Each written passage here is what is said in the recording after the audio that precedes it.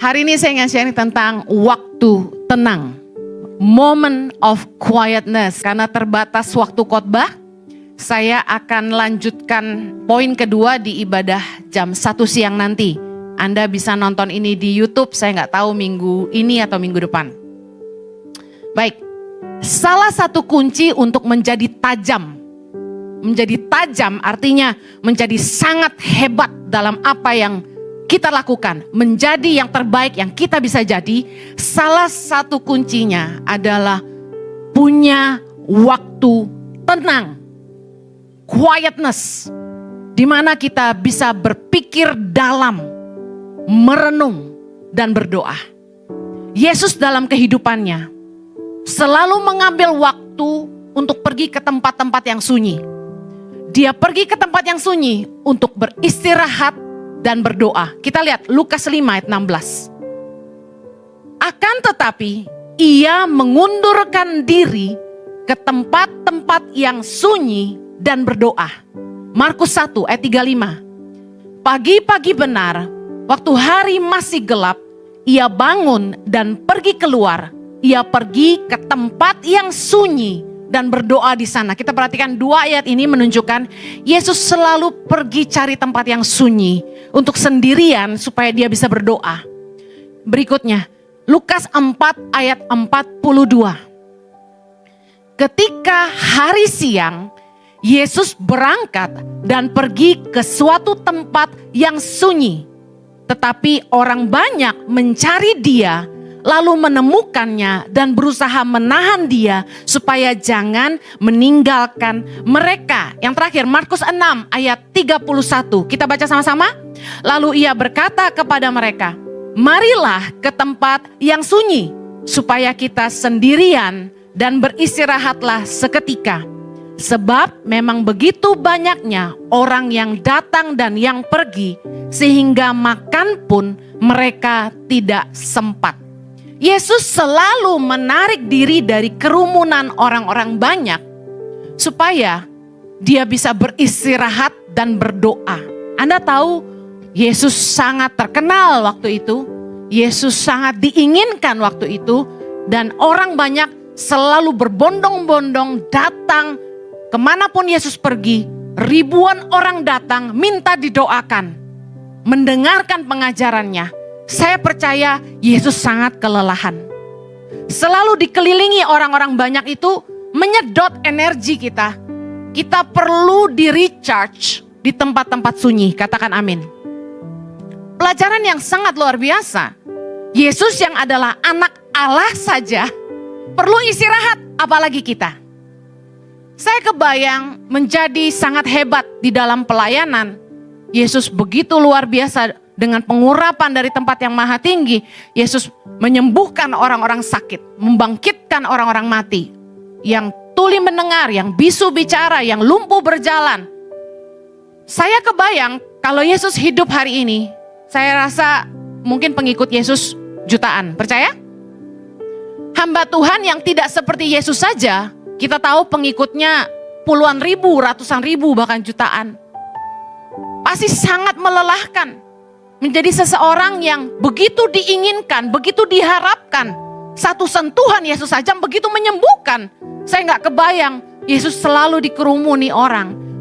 Pasti melelahkan dan gak punya waktu untuk dirinya sendiri. Saya tidak kasih nomor handphone saya ke semua orang. Tetapi handphone saya sudah menyebar kemana-mana. Gak kuat baca WhatsApp-nya, gak pernah saya angkat teleponnya. Saya sampai berpikir bagaimana caranya saya tidak usah pakai handphone. Tapi sekarang teknologi mengharuskan kita punya gadget. Bayar apa-apa pakai QRIS, ya kan? Aplikasi-aplikasi seperti Peduli Lindungi harus pakai handphone. Check-in pesawat, repot sekali kalau nggak ada handphone. Tapi saya termasuk orang yang jarang pegang handphone. Kalau saya sudah di rumah, saya taruh handphone saya, bisa seharian sampai malam saya nggak pegang. Kalau saya lagi pelayanan, saya lagi meeting sama orang, saya sedang sama anak saya, pasti saya nggak pegang handphone. Beberapa chat tidak terbalas. Saya sampai, Ada jemaat lucu, baru pertama kali ketemu saya diliatin sampai ke gigi-gigi. Itu giginya asli ya Bu Heni? Asli. Saya dengar orang operasi tempel gigi kelinci. Anda tahu gak, bertahun-tahun umur saya malu dengan gigi ini. Dan ternyata ini jadi trendy. Haleluya, puji Tuhan. Jadi Anda bisa ngerti keadaan Yesus saat itu? Dan kenapa Yesus pergi ke tempat-tempat sunyi? Supaya dia bisa berdoa. Kita ini kalau gak punya tempat sunyi, kita gak punya waktu recharge. Mobil aja kalau dipakai terus rusak. Harus berhenti, mesinnya panas. Harus dikasih isi air karburatornya. Harus dibengkelin, harus dirawat. Kita apalagi? Anda kalau nggak punya waktu-waktu sunyi dalam hidupmu, Anda sibuk melayani orang banyak. Saya kasih tahu, Anda akan exhausted. Kenapa orang melayani akhirnya burn out? Capek, exhausted karena Anda putus dari sumbernya. Anda melayani dengan kekuatanmu sendiri. Kita ini bisa mengasihi karena Allah adalah kasih. Kita perlu datang sama Tuhan yang memulihkan kita, menyegarkan jiwa kita. Untuk menjadi tajam sekali lagi, kita harus punya waktu tenang. Tahukah Anda Tuhan menciptakan malam untuk apa? Kenapa malam itu dibuat gelap sama Tuhan? Supaya kita berhenti dari semua kesibukan kita dan istirahat. Berapa banyak di sini yang kelompok kalau tidur mesti gelap? Angkat tangan. Serius nih cuma segini? Yang tidur harus gelap, angkat tangan. Yes, saya terganggu sekali kalau abang satu ini, si gantengku ini, begadang. Dia siapin firman sampai subuh. Siapa suruh sibuk-sibuk, ya kan? Saya bilang, "Say, tidur yuk, cepetan tuh firmannya, cepetan kelarin, bobo." Kenapa? Karena dia nyalain lampu kecil. Saya terbangun-terbangun. Karena silo itu bikin kita gak bisa nyenyak. Bayangin, keren gak Tuhan itu? Dia ciptakan terang dan gelap. Pagi, siang, dan malam. Supaya kita semua ini berhenti dari semua kesibukan dan istirahat. Tubuh kita perlu istirahat. Jiwa kita perlu istirahat. Roh kita juga. Yesaya 30 ayat 15, kita baca sama-sama. Sebab beginilah firman Tuhan Allah yang Maha Kudus Allah Israel. Dengan bertobat dan tinggal diam, kamu akan diselamatkan. Dalam tinggal tenang dan percaya terletak kekuatanmu. Tetapi kamu enggan. Kenapa kita untuk jadi tajam dalam berpikir, ngambil keputusan, kita butuh waktu tenang? Poin yang pertama, supaya kita bisa punya waktu untuk mengevaluasi kesalahan. Orang itu akan jadi berubah lebih baik kalau dia punya waktu untuk tenang dan introspeksi diri. Kenapa orang bikin kesalahan yang sama terus-menerus? Karena kesalahannya gak pernah dievaluasi. Dia gak pernah ambil waktu buat berpikir, kenapa saya sama istri ribut terus? Kenapa istri saya marah terus? Kenapa pegawai-pegawai saya tidak excellent? Gitu. Kenapa usaha saya nggak jalan? Kenapa saya pacaran putus terus, gak kawin-kawin? Kenapa hidup saya susah terus? Kenapa hutang terus? Kenapa orang bikin kesalahan yang sama berulang-ulang? Karena mereka nggak ambil waktu untuk introspeksi diri dan mengevaluasi kesalahannya di mana.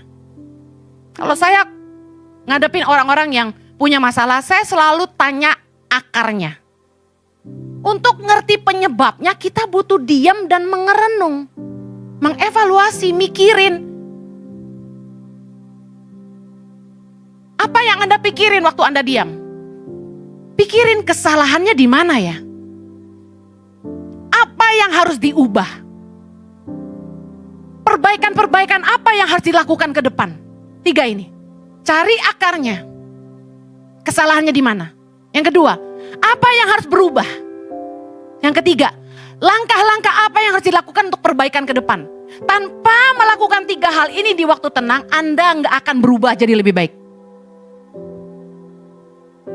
Orang yang nggak punya waktu untuk evaluasi kesalahannya akan terus berputar-putar di poros yang sama.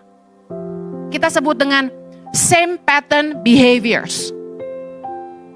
Orang bikin kesalahan itu ada polanya, ada patternnya. Nanti saya kasih contoh. Amsal 26 ayat yang 11. Kita baca sama-sama. Seperti anjing kembali ke muntahnya, demikianlah orang bebal yang mengulangi kebodohannya. Contoh. Kita bahas satu-satu masalah. Kenapa orang pacaran putus nyambung, putus terus. Pacaran sama si A putus, si B putus, si C putus, si D putus, si E putus, si F putus. Banyak amat pacarnya ya. Gak ada yang jadi. Gak ada yang sampai menikah gitu bahasanya. Saya pernah konseling. Kenapa dia begitu? Karena dia selalu punya kriteria yang gak berubah. Dia pengen punya cewek yang jauh lebih muda, putih, cantik, Chinese, gitu, keturunan Tionghoa, dan rata-rata masih kuliah. Sementara dia udah 30-an lalu mulai 40-an gitu. Mulai mendekati 50, gak kawin-kawin. Menurut Anda kesalahannya di mana? Saya langsung tanya gini, begitu saya ngobrol sama orang ini, saya selalu bilang gini, tebak, saya tebak ya, 6 pacar Anda tipenya sama, saya bilang gitu. Dia bilang iya Bu. Putih, cantik, keturunan Tionghoa, apalagi jauh lebih muda, dan rata-rata masih kuliah. Apa yang menyebabkan gak jadi? Umur kejauhan, cewek juga jadi mikir. Sementara kuliah masih ketemu banyak pilihan. Belum ada yang serius-serius banget. Kemudian cuma manfaatin dia buat bayarin duit kuliah. Lalu yang lebih parah apa? Karena beda suku gak disetujui sama orang tua. Makanya gak ada yang jadi. Dia patah hati terus, patah hati lagi, dan patah arang. The same pattern behavior. Lagi contoh lain. Ada seorang ibu, kawin cerai 3 kali. Saya perhatikan, same pattern behavior. Apa itu? Yang pertama, dia suka cowok yang tinggi besar. 3 suaminya tinggi besar semua. Same pattern behavior. Yang kedua, apa coba? Cowoknya rata-rata mulutnya manis. Hati-hati sama pria mulutnya manis. Biasanya gombal. Orang yang mulutnya manis itu jago jualan. Itu plusnya. Pintar ngambil hati. Pintar ngerayu istri. Tapi hati-hati, di luar juga kadang-kadang mulutnya lebih manis. Dan yang parah gini, orang yang mulutnya manis biasanya bermulut besar. Pintar ngomong doang. Om Dok, ngomongnya tentang kehebatan dia terus. Saya ini. Ngomongnya tentang kehebatan dia. Hati-hati, orang yang biasanya bermulut besar, karyanya 0. 0 besar. Nah, tiap kali dia nikah, suaminya tipenya sama. Selalu kesalahannya di mana? Bukan masalah tinggi besarnya, kesalahannya di mana? Saya mau kasih tahu dari kedua kasus ini. Fokusnya fisik. Lihat, fisik jadi paling penting. Yang kedua, karakter tidak teruji, motivasi tidak teruji. Pria yang menjadi suami ibu ini pada gak bisa kerja 3-tiganya. Makanin duit dia karena dia kaya. Dan 3-tiganya pintar ngerayu dia, jadi morotin dia. Bermulut besar, gak punya duit sebenarnya, sok kaya aja. Akhirnya 3 kali merit kasusnya sama, cerai. Coba orang tuh kalau gagal, Jangan buru-buru. Sama siapa lagi gue sekarang? Mumpung jomblo. Enggak. Harusnya merenung kesalahannya di mana. Apa yang harus berubah? Harusnya yang berubah apa? Doa, tanya Tuhan yang terbaik siapa, jangan pakai mata doang. Kadang-kadang yang kelihatan gak bagus di luar, gak terlalu cakep di luar, dalamnya cantik sekali loh. Ada amin Bapak Jojo? Kalau soal cantik mencantik bisa dipoles. Bisa ke Korea katanya. Tapi inner beauty gak ada gantinya. Suami yang sayang, yang lembut, yang setia, yang tanggung jawab, yang kerja keras. Giginya kadang-kadang tonggos. Bukan semua, tapi Anda mengerti maksud saya, enggak selalu ganteng. Ada yang ngomong gini, itu artis satu cantik, suaminya ganteng banget. Gue bilang itu jatuh dari langit dan cuma satu kayaknya. Well, kita perlu punya waktu tenang untuk bisa berpikir dalam-dalam dan menyadari kesalahan-kesalahan kita di mana dan kemudian mulai mengambil keputusan yang tepat untuk langkah-langkah ke depan. Saya percaya kadang masalah tuh diizinkan Tuhan datang dalam hidup kita supaya menggiring kita masuk ke tempat sunyi. Setuju? Waktu kita udah gak berdaya, gak ada yang bisa nolong kita. Udah gak ada jalan, kita udah mati gaya, udah buntu. Masalah menggiring kita ke tempat sunyi. Mau gak mau kita berlutut dan berdoa. Tuhan tolong saya. Coba hari ini renungkan. Mari belajar ya, kita praktek langsung ya. Ambil waktu sunyi, nanti di rumah. Bu Heni, rumah saya rame, kamar mandi. It's my secret place. Coba renungkan, apakah yang Anda kerjakan hari ini? Pertama, membangun masa depan yang baik. Karena ingat loh, hidup orang tabur tuai. Nanti saya baca ayatnya. Yang kedua, apakah yang Anda kerjakan, usahamu, karirmu, memberi dampak yang baik untuk orang lain? Yang ketiga, pikirin apakah yang Anda kerjakan hari ini berguna di masa tua. Jangan lupa, kita akan jadi tua satu hari nanti. Mazmur 90 ayat 12. Kita coba belajar merenung ayat ini. Langsung praktek firman ya. Baca sama-sama. Ajarlah kami menghitung hari-hari kami sedemikian hingga kami beroleh hati yang bijaksana. Orang yang ngitung umurnya pasti bijaksana. Firman Tuhan ajarkan begini, ajarlah kami menghitung hari-hari kami sedemikian. Maksudnya apa coba? Kita mesti ngitung umur. Lihat gambar di depan. Anda ada di stage mana hari ini? Saya ada di stage mana? Cewek yang pakai baju apa? Pink ya. Di saat ini ya. Saya berharap kalau saya udah umur 70 secantik itu ya. Saya hari ini ada di sini. Saya bangun tangan pengharapan di stage ini. Katakan ini 20-an, ini kan belasan ya, ini kan gue bikin-bikin aja. 20-an, 30-an, 40-an gitu ya. Nah, saya bangun tangan pengharapan di 20-an. Nah, hari ini tangan pengharapan sudah lebih dari 16 tahun. Anda harus lihat, apa yang kita tabur hari ini membangun hari depan. Setuju? Anak-anak muda yang relatif sukses di usia muda, cerita sama saya. Sukses di usia muda tuh umur berapa? 30-an. Success before 30, keren gak?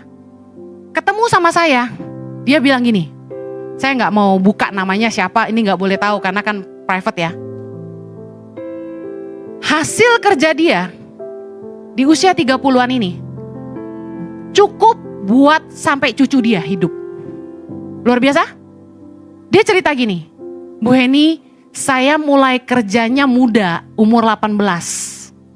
Saya mau tanya Anda, umur 18 itu biasa anak muda ngapain? Zaman sekarang masih main game. Yes? Umur 18, sementara teman-temannya masih sekolah, dia udah kerja. Sementara orang masih sibuk pacaran, dia kerja, dia nikahnya telat. Orang yang fokus bangun hidupnya biasanya nikahnya telat. Seperti Bill Gates ya, kita dengar juga gitu. Nah, anak muda ini kerja bangun hidupnya dari usia 18. Di umur 30, dia udah kaya banget. Dia bilang sama saya, sekarang dia umur sekitar 30-an ya. Saya gak sebut 30-an berapa, itu kan rahasia orang. Dia bilang hartanya cukup sampai ke cucunya. Luar biasa. Saya mau kasih tahu. Orang kalau ngitung umur akan jadi bijaksana kata firman Tuhan. Kenapa? Dia gak akan buang waktu. Anda harus tahu bahwa satu-satunya yang tidak bisa dihentikan sekalipun Anda kaya adalah waktu. Waktu gak bisa dihentikan, waktu akan terus jalan, suka gak suka kita tambah tua. Dan waktu kita tambah tua, ada yang berkurang, yaitu fisik kita melemah. Kekuatan kita berkurang. Kemampuan kita berkurang. Kami tiap Jumat sekarang senam sama semua staf. Dulu saya balet, nah bicara kesuksesan Mesir ya. Buka kaki split itu, lurus. Saya balet dari umur 6. Bisa tidur ke depan dengan posisi kaki terbuka, bisa tidur badan ke depan rata. Kemarin kita disuruh begitu. Bukanya udah gak bisa lebar, begitu disuruh begini. Umur bertambah, fisik berkurang. Suka gak suka? Anda bisa botox, Anda bisa operasi, tempel sana, tarik, sedot, ini itu. Fisikmu pasti melemah. Jadi, kalau kita ngerti waktu kita di dunia ini terbatas, kita harusnya gak buang waktu. Kita pakai tiap waktu kita untuk sesuatu yang berguna buat masa depan. Udah mulai mikir hari tua belum? Yang umur 40-an. Kalau saya udah mikir. Oh gak apa-apa punya anak banyak-banyak, ntar anak yang ngurus. Mentalitas apa seperti itu? Orang tua kata firman Tuhan yang mengumpulkan harta buat anak, bukan anak buat orang tua. Jadi saya sama Jojo udah siap-siap. One day anak-anak gak ada, bangun hidup mereka masing-masing. Kami gak perlu ngemis sama mereka. We are enough. Makan nasi bungkus berdua masih bisa, ya sayang? Ingat, coba Anda umur berapa hari ini? Kalau Anda mau merenung dalam-dalam ayat ini, Anda akan ngerti. Gue udah umur berapa sekarang? Masa umur 25 masih minta duit sama mama? Masa umur 28 masih gak kerja? Harus ngitung umur. Jangan pernah bilang sama anak muda, masa depan kamu masih panjang. Dia gak akan jadi bijaksana. Ketika Anda bilang masa depan itu panjang, Anda gak akan mulai ngitung apa yang harus Anda buat 5 tahun ke depan. Anda jadi gak mikir apa yang saya harus bangun 10 tahun ke depan. Tangan pengharapan gak akan ada hari ini kalau tidak dibangun 16 tahun lalu. Untuk bangun sesuatu butuh waktu. Coba renungkan. Amsal 22 ayat 8 bilang gini. Orang yang menabur kecurangan akan menuai bencana. Anda kalau nggak mau menuai bencana, hari ini Anda kerja jangan curang. Supaya di masa depan Anda nggak menuai bencana. Bijaksana apa yang Anda kerjakan hari ini. Mikir baik-baik apakah yang Anda kerjakan hari ini berguna untuk masa depan. Ayub 4 ayat 8. Yang telah kulihat ialah bahwa orang yang membajak kejahatan dan menabur kesusahan, ia menuainya juga. Anda mau gak punya masa depan yang baik? Angkat tangan yang pengen punya masa depan yang baik. Yang pengen punya masa tua yang baik. Baca firman ini dan renungkan dalam-dalam. Orang yang membajak kejahatan dan menabur kesusahan, ia menuainya juga. Berarti Anda harus periksa, apakah hari ini Anda jahat sama orang? Jahat gak sama temen? Jahat gak sama anak cucu mantu? Jahat gak sama tetangga? Anda harus pikirin, apakah aku bikin orang lain susah? Menabur kesusahan gak? Karena hati-hati, kita akan menuai. Cara kita merenung dalam tempat-tempat sunyi seperti ini. Ambil firman Tuhan dan mulai renungkan apa yang kita lakukan. Hati-hati, waktu Anda merenung, apakah membangun masa depan yang baik? Apakah berdampak baik buat orang lain? Apakah berguna buat masa tua? Dengan punya waktu tenang, Anda punya waktu untuk evaluasi diri dan memutuskan langkah ke depan untuk memperbaiki diri. Satu lagi, Amsal 28 ayat 19. Siapa mengerjakan tanahnya akan kenyang dengan makanan. Tetapi siapa mengejar barang yang sia-sia akan kenyang dengan kemiskinan. Baca ayat ini baik-baik. Coba renungkan. Coba belajar merenung. Siapa yang mengerjakan tanahnya akan kenyang dengan makanan. Artinya apa? Orang yang rajin bekerja akan kenyang dengan makanan. Dia gak akan pernah berkekurangan. Katakan amin. Siapa mengejar barang yang sia-sia akan kenyang dengan kemiskinan. Artinya apa? Orang yang menghambur-hamburkan uang hanya untuk mengejar barang yang sia-sia. Apa itu barang yang sia-sia? Dipimpin oleh tren. Brand. Lagi trennya apa nih sekarang nih? Handphone baru keluar, beli. Saya selalu bilang sama suami saya, jangan beli handphone itu waktu baru keluar. Tunggu aja sampai yang berikutnya keluar, yang itu turun harganya. Kita harus cerdas, jangan dipimpin tren. Dari dulu, dari sangat muda, saya gak pernah ikut-ikutan tren. Saya punya insting, suka apa? Saya kasih contoh. Beberapa waktu lalu, tiba-tiba saya suka pakai celana kargo. Lagi hobi gitu. Saya cari di toko ini, cari di toko. Kok gak ada yang jual celana kargo? Sampai saya nemu di satu toko, biar mahal saya beli, saking pengen gitu. Tiba-tiba, jadi boom. Semua brand bikin celana kargo. Kemudian satu kali, saya lagi demen warna biru keungu-unguan waktu itu. Saya lagi demen, tiba-tiba gak tahu ada insting. Tiba-tiba saya lihat di toko-toko displaynya ungu-ungu. Jadi saya ketawa gitu. Kok bisa ya apa yang saya lagi suka itu muncul jadi tren. Saya belajar bahwa harusnya kita jangan dipimpin tren, kita jadi trendsetter.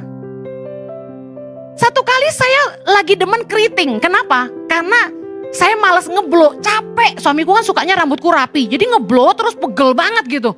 Saya keriting aja, basah-basah saya kasih wax gitu, gitu, bagus rambutnya. Sampai saya ke luar negeri pun sampai ada yang nanya, "Where did you do your perm? It looks so good," gitu. Nah, saya pelayanan kemana-mana, tiba-tiba ibu-ibu pada keriting. Sampai ada yang bilang gini, "Ih, rambutku kayak Ibu Heni," gitu. Saya ketawa-ketawa. Dari situ saya mulai ngerti. Kita harusnya gak perlu ikut-ikutan brand, gak perlu ikut-ikutan tren. Kita jadi trendsetter. Lebih ngirit, gak usah ke salon. Sekali keriting, keren terus. Ini cuma contoh-contoh biasa, tapi saya kasih tahu, saya kenapa gak branded minded. Saya orang yang gak dipimpin brand. Karena saya merasa itu buang-buang uang.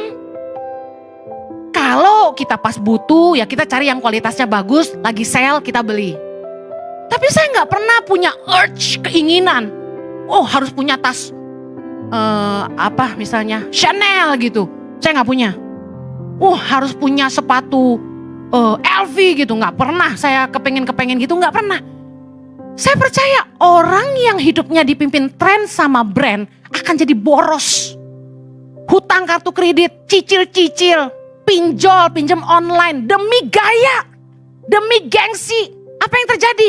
Firman Tuhan katakan, siapa yang mengejar barang yang sia-sia akan kenyang dengan kemiskinan. Kita harus bijaksana ngelola keuangan. Jangan sampai gaya kita miskin. Makan ngirit-ngirit Indomie terus, yang penting branded. Buat apa? Saya nggak brand tuh, dari baju saya nggak ada yang brand. Anda tanya saya ini 100.000 aja. Tapi kenapa bagus? Karena saya percaya diri, itu kuncinya. Bahwa saya pakai apa orang bilang bagus. Jadi orang tanya, ini Bu Heni bikin? Enggak, ini beli. Listen, kita belajar ngerenung, kita lihat, ayo sekarang yang punya banyak utang, khususnya pinjol, ibu-ibu khususnya. Aduh, saya sedih banget lihat anak Tuhan banyak yang ngutang. Coba renungkan, bagaimana cara kamu ngelola keuangan? Apa yang bikin kamu boros sampai harus hutang? Apa yang bikin kamu gesek kartu kredit begitu banyak? Kalau Anda punya uang berlimpah silakan, be my guest. Tapi kalau Anda sampai harus sengsara, Anda harus ambil waktu merenung dalam-dalam dan mulai berpikir, apa yang harus berubah? Langkah apa yang harus Anda ambil untuk perbaikan-perbaikan ke depan?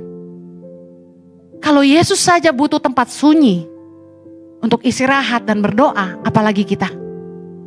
Rumah tangga yang bermasalah. Kenapa berantem terus? Salahnya di mana? Saya mau akhiri. Saya sama suami pernah ada di satu titik di mana kami berantem tuh gak ada berhenti. Karakter beda, sudut pandang beda, gak tahu, ciong banget saya sama dia. Tetapi satu kali saya ngambil keputusan, jangan banyak omong, diam. Kadang-kadang kita nih terlalu banyak omong, makanya masalah gak selesai. Coba diam. Saya mulai merenung. Waktu kapan ya kita mulai ribut itu ya? Masalahnya di mana ya? Saya mulai mikir. Roh Kudus mulai menyadarkan saya. Waktu kita ambil waktu tenang, waktu kita diam, ini yang jadi kunci perubahan kita. Kita mengizinkan Roh Allah bicara buat kita. Nanti ibadah jam 1 saya akan kupas tentang waktu tenang ini, di mana kita bisa mendengar Tuhan. Kita mengizinkan bukan kita yang bicara, tapi Roh Tuhan di dalam kita yang menuntun kita. Karena itu kita butuh waktu tenang.